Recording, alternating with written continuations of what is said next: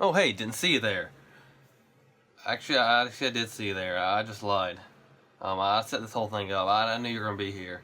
Well, my name is Lyndon, and I'm excited for another ActionVFX tutorial. So, what's up, everyone? What? No, don't. The sky is not what's up. Just don't say that. The sky's on my shirt. You just lied. So we're even now. Today, explosions are what's up. With some of them reaching up to 40 feet tall. We're gonna be compositing realistic, glowing, juicy explosions into our projects, into our videos. This is gonna be amazing. We can make these explosions as large, as what's up as we want. That's the awesome thing about being a computer graphics artist. You just get to do whatever you want. You can transform whatever your imagination is into real digital reality. Real reality. But only if you have the right skills and resources. But what do you think these videos are for, right? So let's go ahead and have a look at what we'll be creating.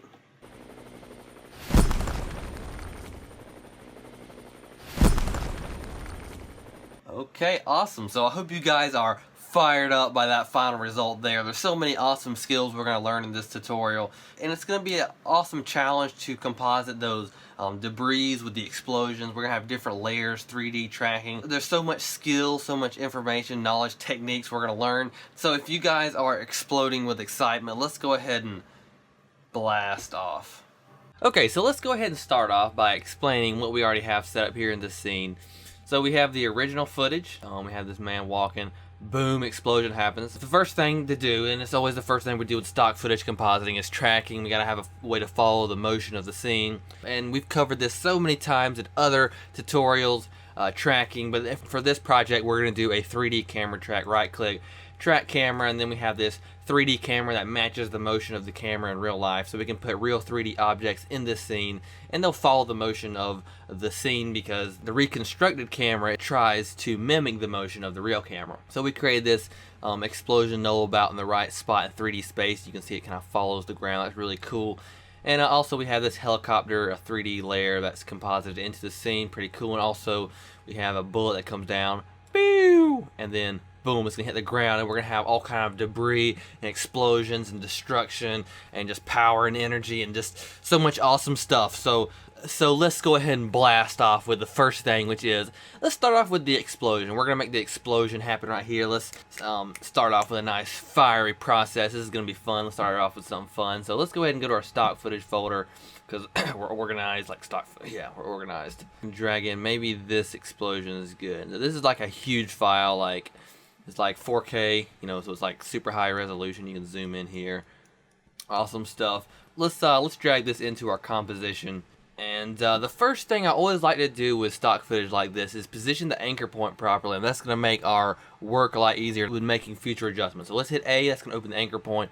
Let's just change the Y value here, and we just want it to be right at the origin of the explosion. So like that, just at the root of the explosion. So now when we scale it up, it won't change its position, so we can see where the bullet hits about right here. So it looks cool. Let's check it out. No, it doesn't follow the motion of the scene. To do this, we have to make it a 3D layer so that it honors the 3D camera. So let's click 3D layer. Oh, and what's going on? It's still not working. Well, we had to put it in the right spot in 3D space. It's like super close to the camera, and that's why it's doing all that wiggly, jerky motion. So we've got to put it in the right spot in 3D space. So let's go to our explosion null. This null is in the right spot in 3D space. What we can do is hit P for position, hit Control C, or Command Z if you're on a Mac. Let's be respectful to our Mac users. Mac lives matter. So we hit Control C, copy the position, hit Control V. And now it's in the right spot, but now it's like really small, so we got to scale this up. And now that we're doing the scale, let's go ahead and make it about the right size that we want this explosion to be. And by the way, if you hold Shift on any values controller, it's gonna change the value 10 times faster, and that's so you can save like 2 seconds of your life. It'll be awesome. Look at all that juiciness. Now I have a little story I want to tell you guys. I'll do it real quick because I know your time is very precious. So everyone that knows me knows that I used to have an addiction. It was just every day I couldn't control myself. It was just my thing. That's what I did every day, and I couldn't stop it. So I eventually went through therapy and quit. But today I had a relapse. This explosion is my relapse. It was my addiction for juicy fire and glow, and today I couldn't help myself. I had a relapse. I'm back on the addiction, and it's just coming on stronger than ever. Oh. So let's just position it right where the bullet hits, about right there. Boom, look at that. We gotta time it just right. So speaking of timing, we need to make the speed of this clip right, the time stretch just right. So we can right click, go to time stretch, and we need to make this a little bit faster because I think the explosion was a little bit larger in real life. So since we scaled it down a little bit, we need to make the explosion a little bit faster. And I want you guys to have a pleasure. I want this tutorial to be a pleasurable experience for y'all. So I'm gonna give you tons of previews so you can see this juicy fire run, and maybe I'll be like a drug dealer. I'll get you addicted to this fire and stuff. You may not be addicted right now, but by the end of this tutorial, I might have you hooked. And yeah. So let's check out a little preview.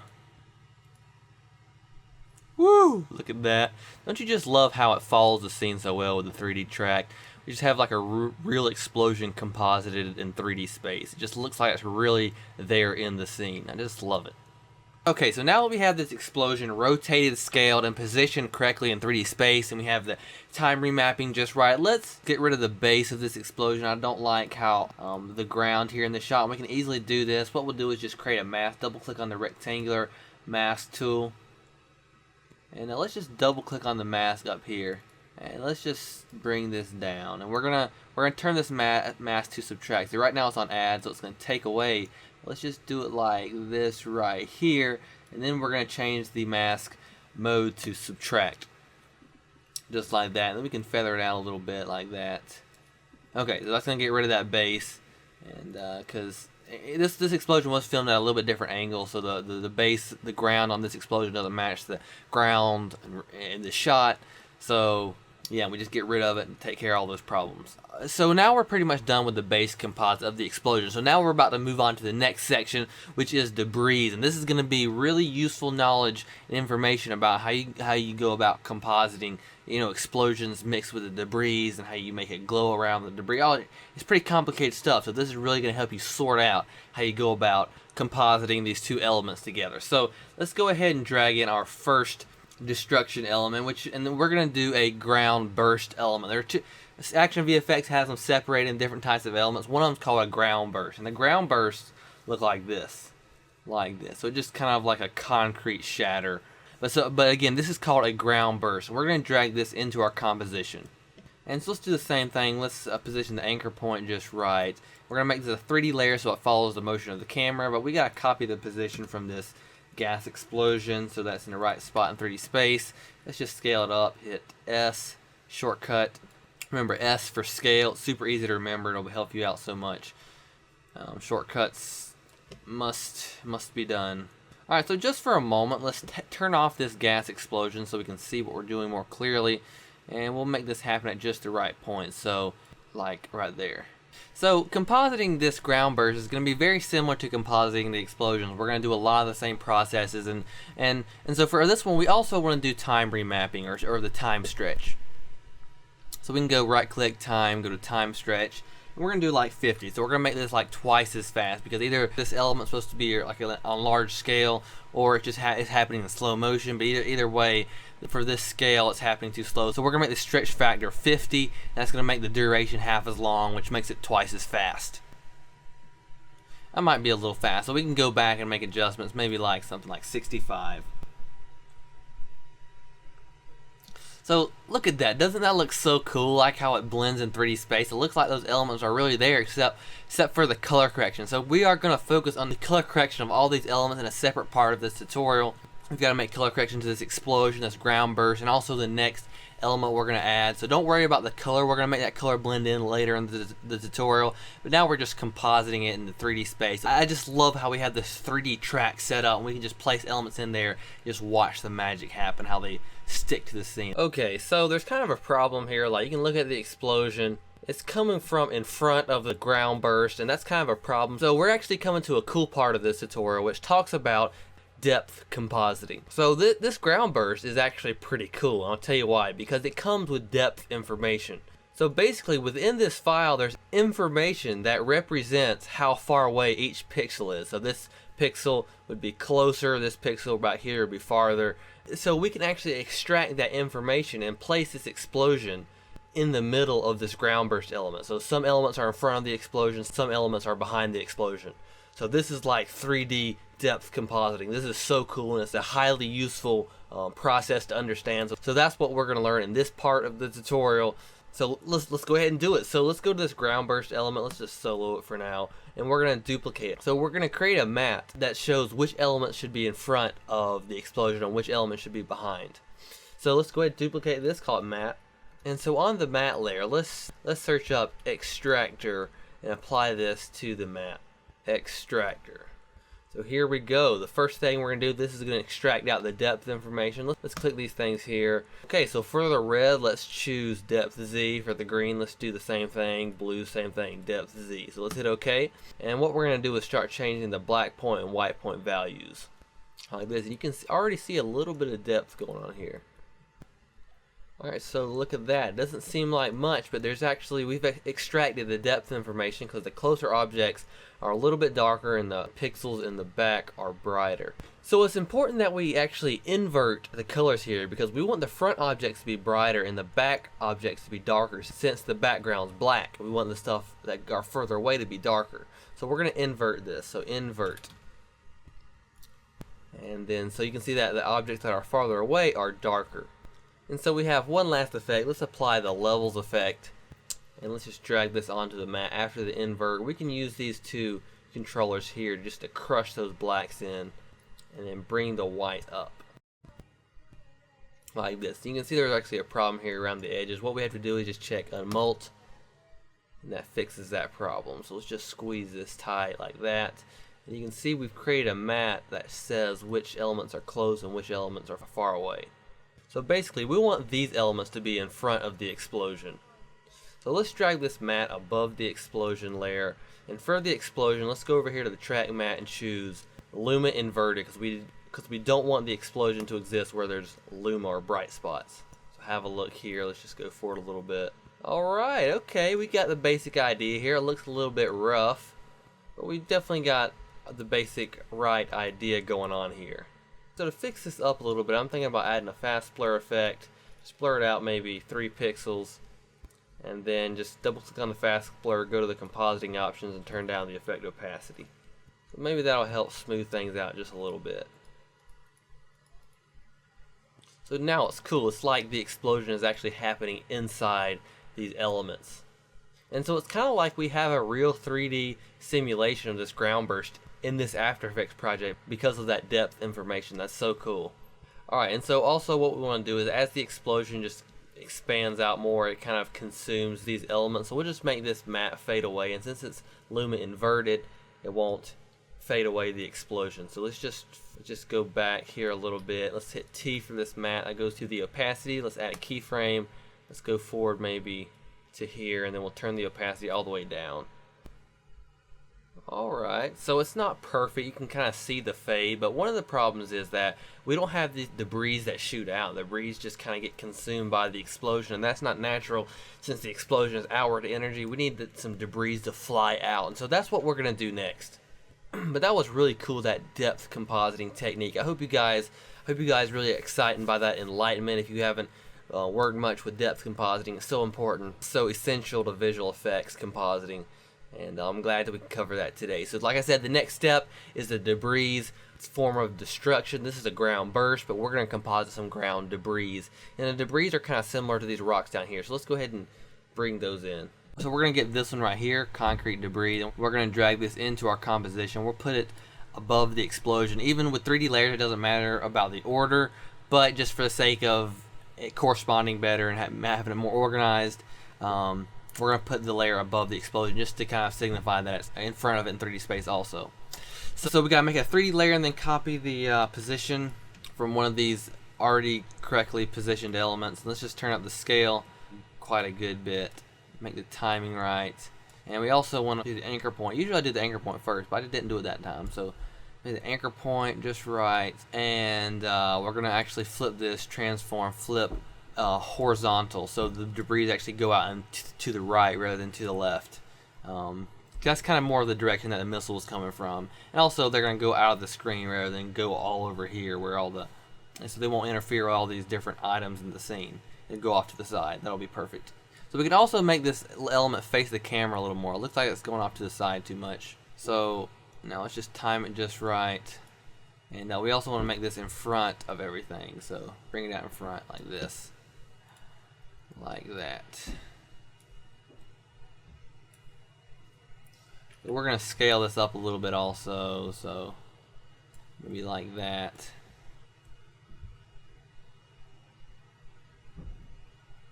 And so we're also going to make this fade in because we don't want this weird cube at the beginning like that. No, we don't want that. So make it kind of fade in from here. So it needs to be fully opaque at this point. So hit T for opacity, shortcut, and let's add a keyframe. And let's go back to this point and let's just make it all the way to 0. 0 opacity. We can even F9 easy ease this keyframe here. So it's like, so just like that. So it's like, so. It so it just kind of oozes its way into the scene. Cool. And so since we're on the topic of oozing elements into the scene, we also kind of want to ooze this element into the scene a little more. We are going to color correct it, which is really going to help, but also want to fade this in so like I said, it just kind of oozes its way into the scene instead of pops, and like what things don't pop into existence in reality. Like maybe quantum physics. I don't know about that stuff. So we're going to add a keyframe here, so hit T for the opacity, click the stopwatch, so we add a keyframe, the opacity, and go back. We're actually going to go one frame before the beginning of the footage, so we can turn it down to 0 opacity. If we did the 0 keyframe at the beginning of the footage, then we wasted a frame. So the longer that fade is, the more smooth it can make its entrance into the scene. So we have that maximum amount of fading time.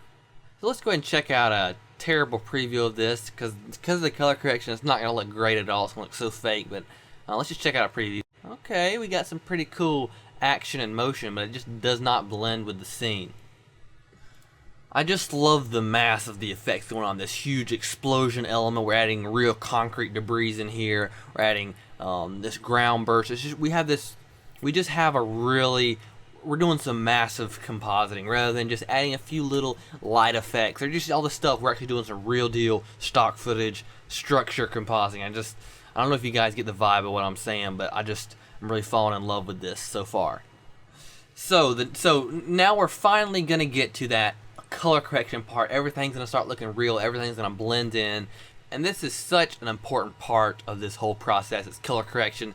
So let's start out by color correcting the ground burst. Since we did the ground burst first, we're going to do it first again. It's so unfair to these elements. I'm sorry, elements. It's so unfair that he always gets to go first. So what we're going to do is add a tint effect, T-I-N-T.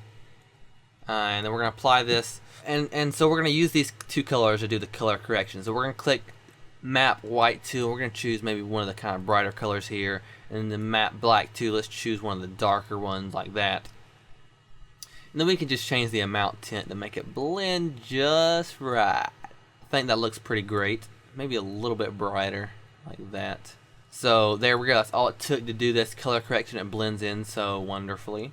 And we're actually going to go out of order. Let's do the concrete debris next while we're on the topic of destruction and concrete and debris. So let's add a tint effect to this. We're basically going to do the same thing. So just choose a bright color, choose a dark color, and we're going to turn down the amount tint so till it looks good. Alright, so that looks pretty good for the color correction of those concrete elements. And for the explosion, so first thing to know is that this footage is filmed in log, which means it's really low contrast and there's not much saturation. There's a lot of information and detail, but we got to make this explosion match that. So we're going to add a tint effect to this explosion. And we're actually going to bring the matte black up a little bit so the shadows won't be so dark. Because you can see here all the shadows are kind of like grayed out. And so to make it match, we're just going to bring up matte black. So now let's just turn down the amount of tint so that it matches just right. Now here's a cool technique. It's always a good idea, especially when you're working with log footage, is to pull in a grade to see how your elements are going to look in the final result, because sometimes it can be tricky.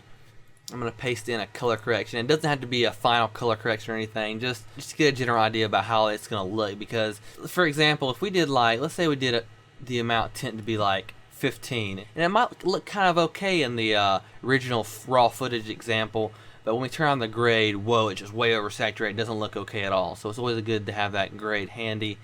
So maybe like that. I think that matches the saturation about right. And so I think that looks pretty great. So now we know the right saturation level for this explosion. Okay, so that's good for the color correction. So the next thing we're going to do is going to be really exciting. We're going to add glow to this explosion. I'm going to do this in a way that I haven't done before, and it's actually a really cool technique, you guys. I'm really excited to show this to you guys, and I hope you guys are excited to learn this. So this is going to be really fun and exciting.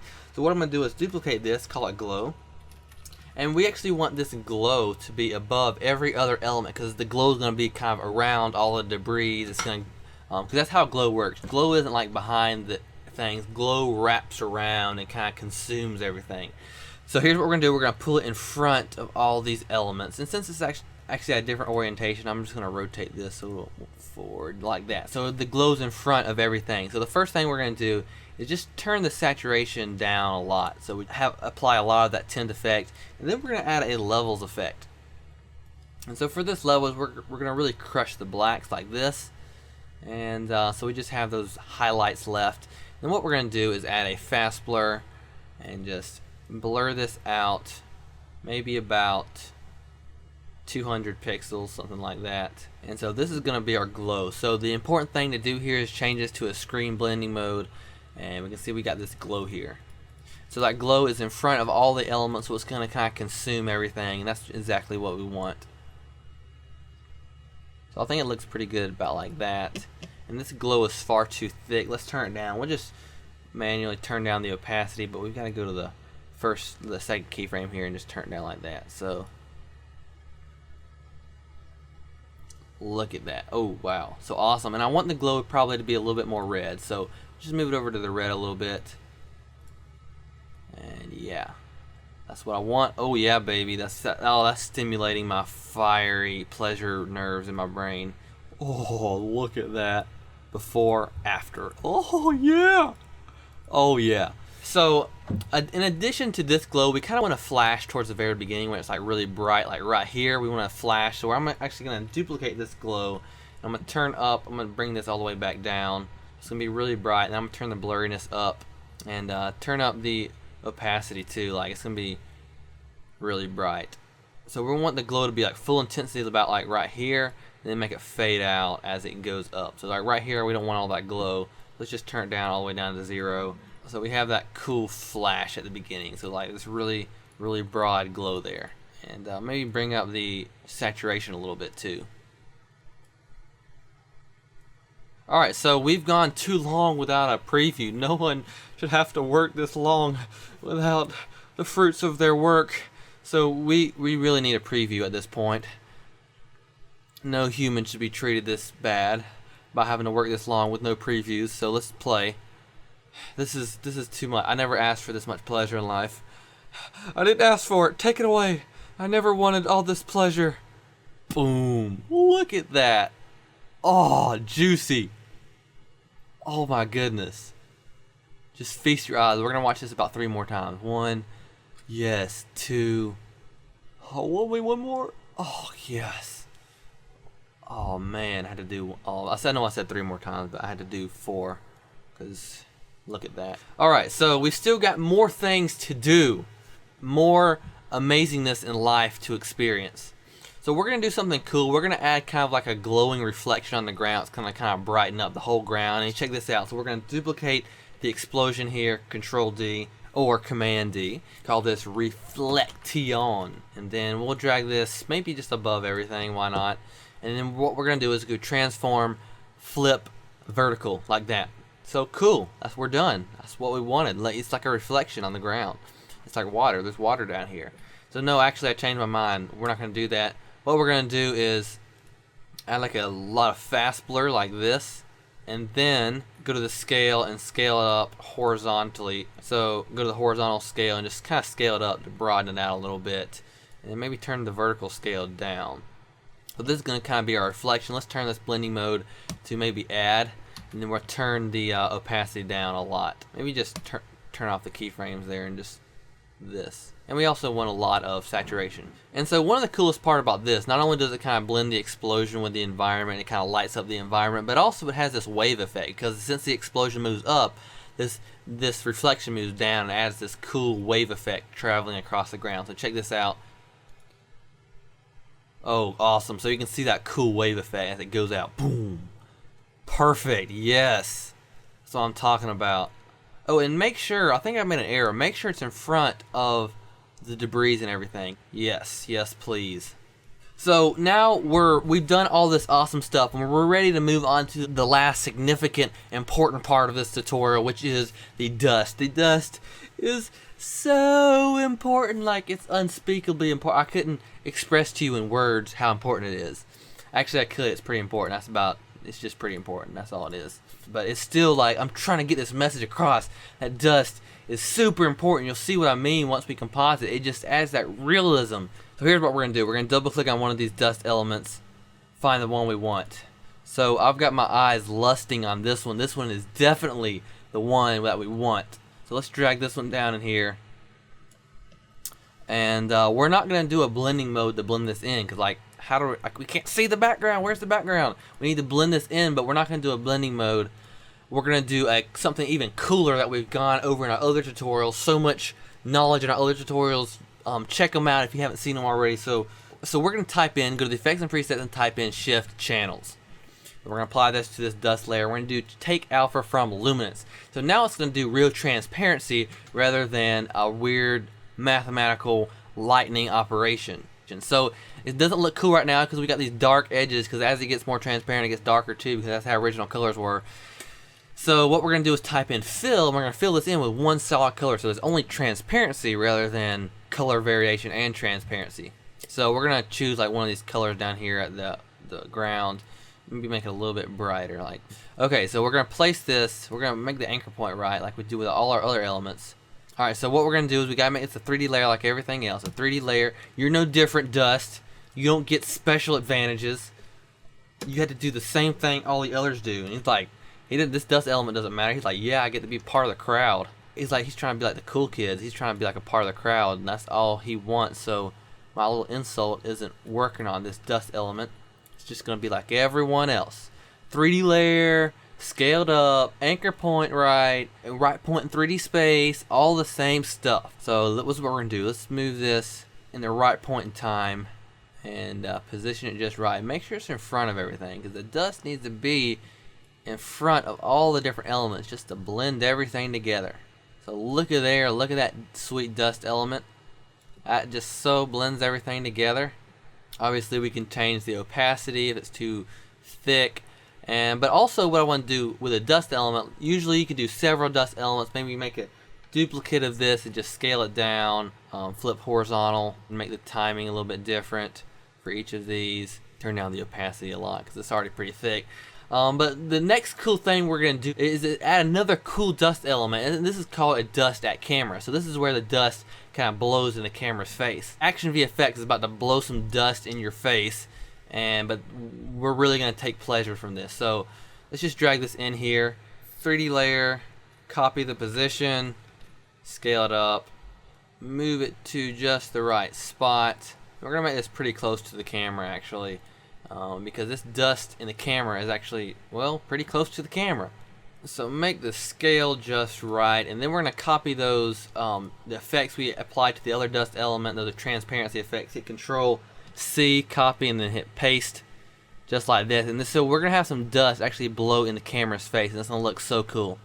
Alright, and then we also want to make it fade in. So do it opacity keyframe here, so hit T, add a keyframe, and go back kind of to the beginning and do 0 opacity.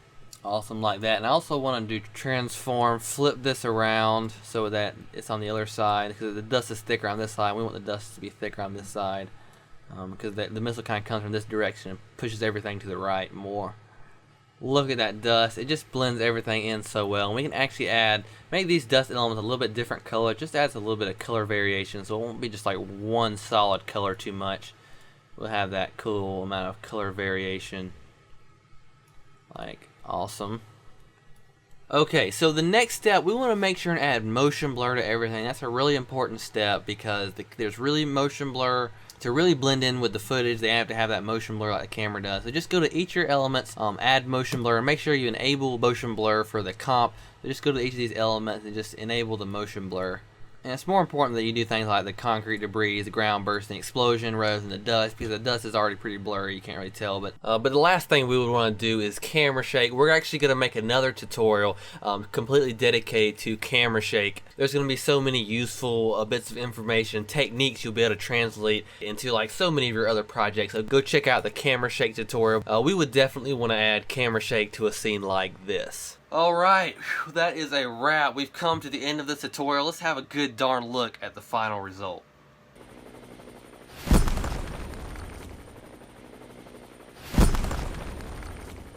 Wow, awesome. So this is such a massive, intense scene transforming effect. I really hope I was able to make this tutorial a valuable use of your time. Hopefully your skill set inventory is now larger and healthier. My name is Lyndon Bracewell, and until next time, I'll leave you to it.